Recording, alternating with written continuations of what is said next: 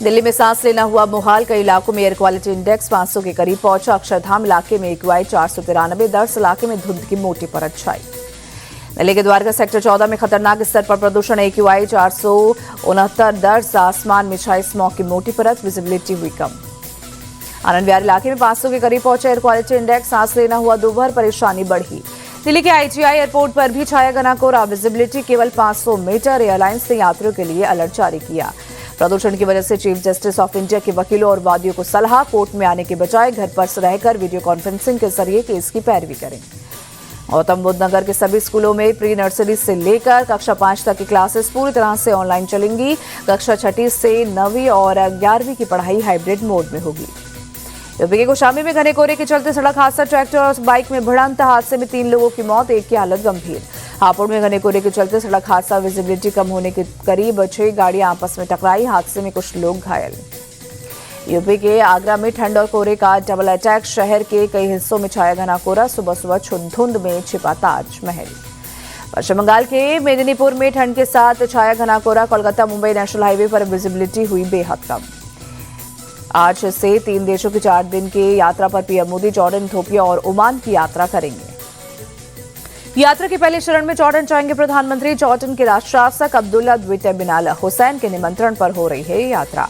यात्रा के दूसरे चरण में इथियोपिया का दौरा करेंगे पीएम मोदी। प्रधानमंत्री की पहली इथियोपिया यात्रा होगी। इथियोपिया के पीएम डॉक्टर अबे अहमद अली के निमंत्रण पर पहुंचेंगे। यात्रा के अंतिम चरण में पीएम मोदी ओमान जाएंगे। ये उनकी दूसरी ओमान यात्रा होगी। वहां के सुल्तान हैतम बिन तारिक ने दिया है निमंत्रण।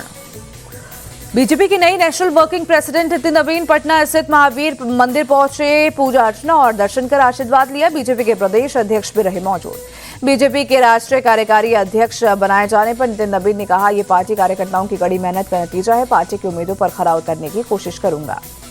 बिहार के बांकीपुर विधानसभा सीट से विधायक है नितिन नवीन। 5 बार विधायक रह चुके हैं। बिहार के कायस्थ समाज से आते हैं नितिन नवीन। प्रधानमंत्री मोदी ने दी नितिन नवीन को बधाई। एक्सपोज पर लिखा, नितिन नवीन के पास संगठन का लंबा अनुभव, युवा और मेहनती नेता है नितिन। बीजेपी के राष्ट्रीय अध्यक्ष जेपी नड्डा ने नितिन नवीन को दी बधाई। बोले, आपके नेतृत्व में संगठन नए आयाम स्थापित करेगा। आपके सफल कार्यकाल के लिए शुभकामनाएं।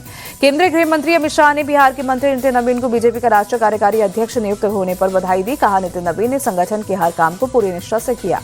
नितिन नवीन के राष्ट्रीय कार्यकारी अध्यक्ष बनने पर गिरिराज सिंह बोले, बिहार के एक कार्यकर्ता को पार्टी ने बड़ी जिम्मेदारी दी, उन्हें बधाई। बिहार के लिए ये बहुत खुशी की बात है। आज से 20 दिसंबर तक जर्मनी की यात्रा पर रहेंगे नेता प्रतिपक्ष राहुल गांधी। जर्मन मंत्रियों से करेंगे मुलाकात। भारतीय समुदाय के लोगों से भी करेंगे संवाद।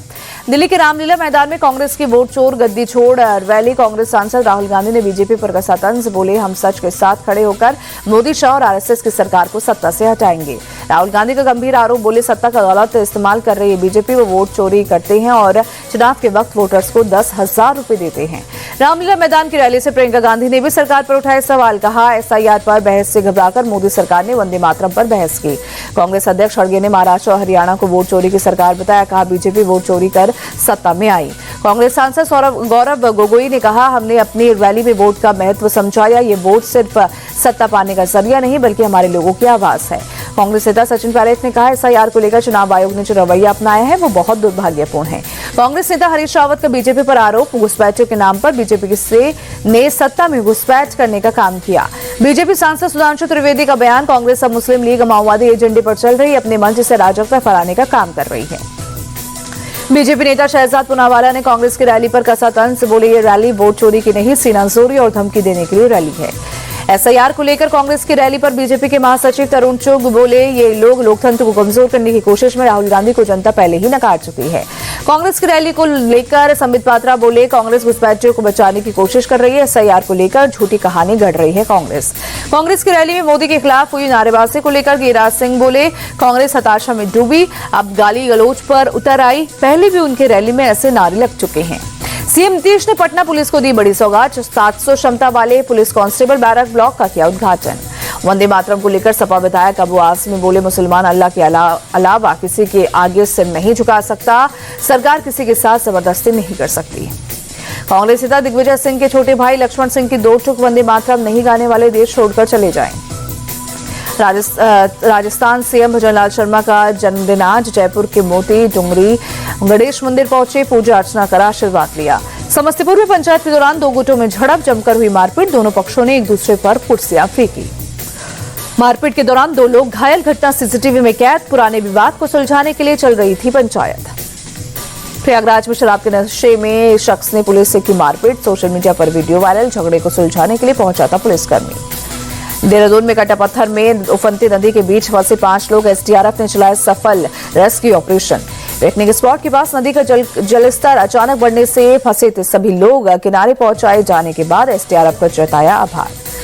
उज्जैन के महाकाल मंदिर में हुई विशेष भस्म आरती। बड़ी संख्या में श्रद्धालु शामिल हुए। जय श्री महाकाल के नारे लगे। ऑस्ट्रेलिया के सिडनी में मृतकों की संख्या बढ़कर 15 हुई। मृतकों में एक हमलावर भी शामिल। सिडनी में समुद्र किनारे यहूदी फेस्टिवल के दौरान हुआ आतंकी हमला। 2 बंदूकधारियों ने किया अंधाधुंध फायरिंग। 2 पुलिसकर्मी समेत 38 घायल। गिरफ्तार आतंकी नवीद अकरम का आया पाकिस्तानी कनेक्शन। दूसरा आतंकी ढेर। दिल्ली के अरुण जेटली स्टेडियम में मेसी आज सेलिब्रिटी फुटबॉल मैच खेलेंगे। क्रिकेटर विराट कोहली भी हो सकते हैं शामिल। कई युवा फुटबॉलरों को मेसी सिखाएंगे फुटबॉल के गुर। लियोनेल मेसी कल मुंबई में आयोजित कई कार्यक्रमों में हिस्सा लिया। वानखेड़े स्टेडियम पहुंचने पर हुआ भव्य स्वागत।